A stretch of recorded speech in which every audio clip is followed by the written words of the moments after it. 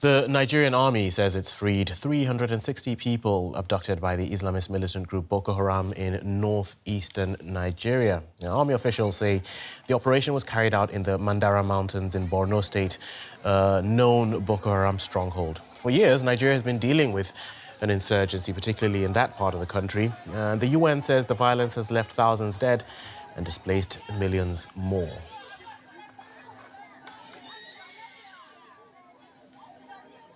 Let's get more from DW correspondent Waisu Idris, who joins us from Abuja. Waisu, good to see you. What do we know about how this rescue actually unfolded? Well, the Nigerian army said it's a coordinated operation which led to the rescue of these over 360 abductees from the hands of the Jama'atu Ahlus Sunnah Lidawat wal Jihad, popularly known as Boko Haram, in the Mandara mountains. They are still with the Nigerian army as usual, taking their health to make sure that they are in good condition. In the next few days, we are going to know whether they will be handed over to the Borno state government, because they were abducted from Ngoshi to the Mandara mountains. Right. The militants, we know, had demanded ransom payments. The government normally denies that it pays ransoms. But do we know in this particular case if money actually changed hands to get these people free? That is very difficult to know at this moment. The government always, as you said, denied payment of ransom.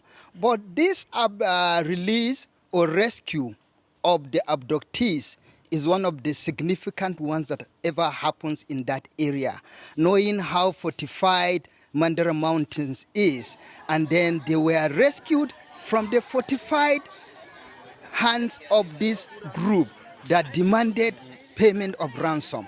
So it is not clear what happened actually at that moment when the release happened between the Nigerian army and them. And then there is no much details how many were even killed, how many insurgents were arrested, was there any arrest, because in such a situation, you don't just go and get these people as easy as possible. But details are going to emerge in the next few days.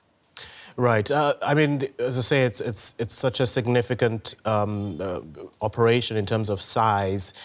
But does this signal a kind of change, you know, in terms of what's going on security-wise? Because there have been so many kidnappings, not just in the northeast, but other parts of the country. And I'm wondering where this stands in terms of the impact. It is a very great impact in the fight against insurgency in Nigeria. Coincidentally, it happened at a time when the U.S. released an information saying that its agreement to work with Nigeria in terms of intelligence is yielding result. But they are short of saying that they contributed in the release of these 360 abductees. But intelligence has been a challenge in the fight against insurgency in Nigeria. So there is hope that the U.S. has played a role, and if that is the case, then we look forward to more release, more fight against this insurgent, knowing their precise location, using intelligence data, which Nigeria complained that they lack that information to be able to fight the insurgent for over 17 years now. President Bola Tinubu's government has promised a lot, especially in terms of security. Do you see the government as having, or as delivering? Are they delivering on that promise? It is difficult to say at this moment, because you are rescuing large number and another large number is being abducted. The government need to do more to be able to see that it is living to its promise, stopping the abduction in the first place. As these 360 were released, a lot are still in the bush. The Oyo abductees are still in the hands of the insurgent. They are yet to be released. The government is saying, oh, we are trying our best, but that has a lot of time to see that we stopped, they stopped the abduction of people, and then they rescue all the people to a moment whereby even neighboring Nigeria, where smaller countries, they don't have a single person in the hands of the insurgents. DW's Waisu Idris, thank you very much for that update from Abuja.